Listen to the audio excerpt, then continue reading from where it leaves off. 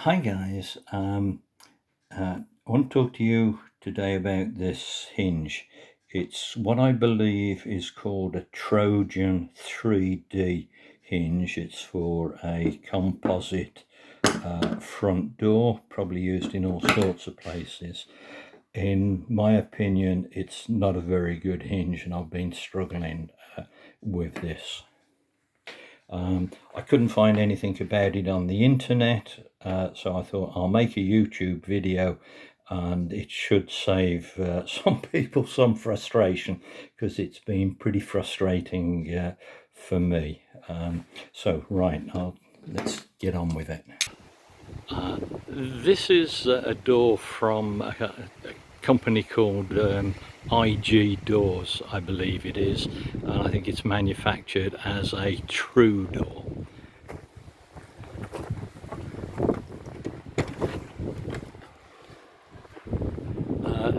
The door's pretty windy today. The door's fitted with 3 hinges, one there, one here, which I've taken off to show you, and the third one down the bottom. By undoing these 2 screws,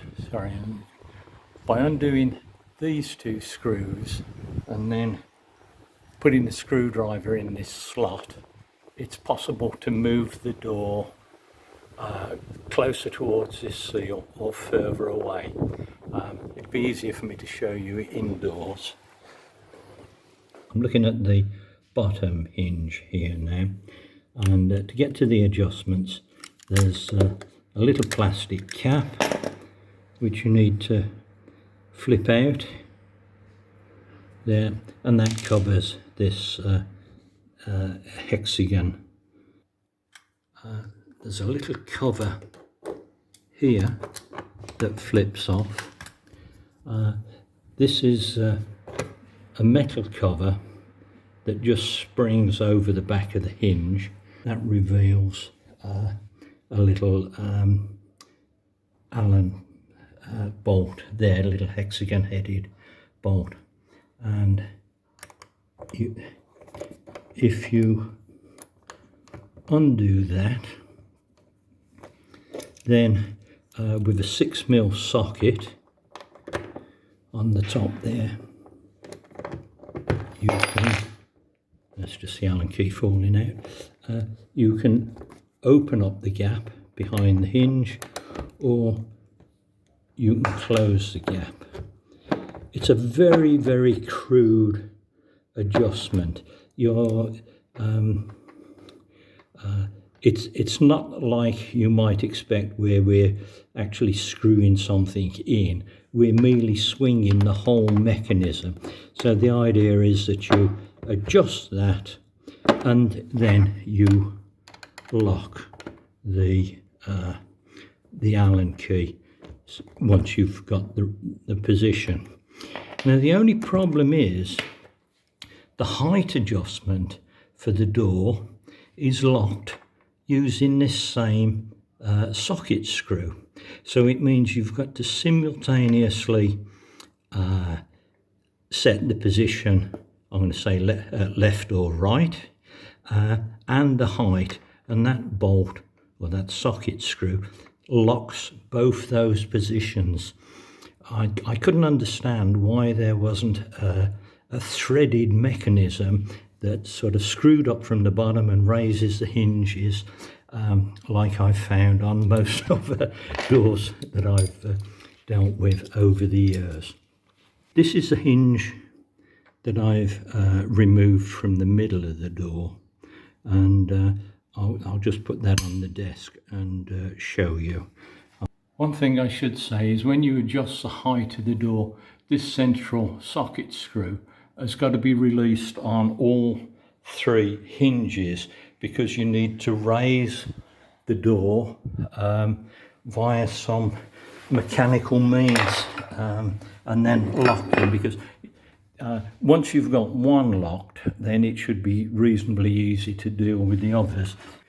To raise the door, I'm going to use a piece of wood and a bolster chisel underneath it, and then I can, on this bottom hinge, I can set the the gap there with the spanner, and then lock up the thread. Okay, this is the central hinge. Again, flipping this cover off. That's the spring-loaded cover. With a 4mm Allen key, you undo that, and so what this does, that Allen key serves two purposes.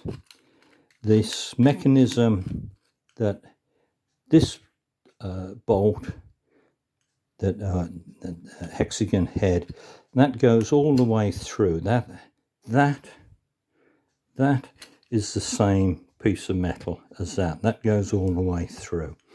And when you adjust this, which is moving the door, the edge of the door closer to the hinge or further away, you're actually swinging this pivot point here. And then when you do it up, it locks, sorry, when you do the Allen key up, it locks this part to that part.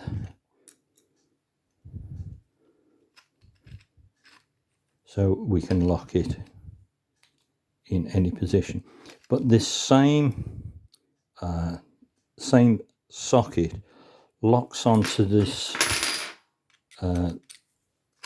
what looks like a threaded bar at the back there, and that's how you set the height, by moving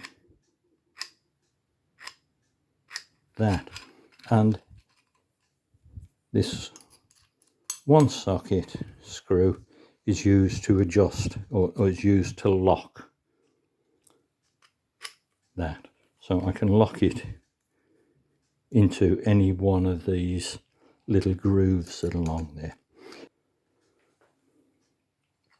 The problem with the hinge is that you have to try and set the height and the gap between the edge of the door and the door frame, and set them both with this single Allen socket. So if we go back to the door,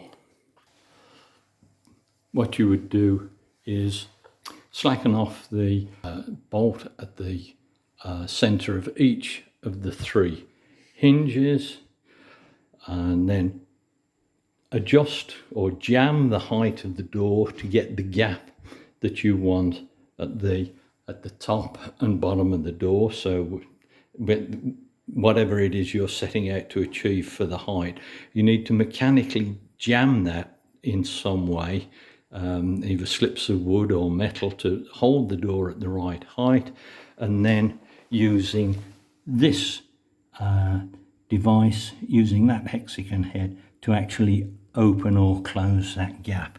And then when you lock that, that locks the position of the gap, and it locks the height. And then you do that for each of the three hinges. As I say, I think it's a pretty dreadful hinge, but that's just my opinion. Anyway, I hope you found that helpful. Thanks for watching. Bye-bye.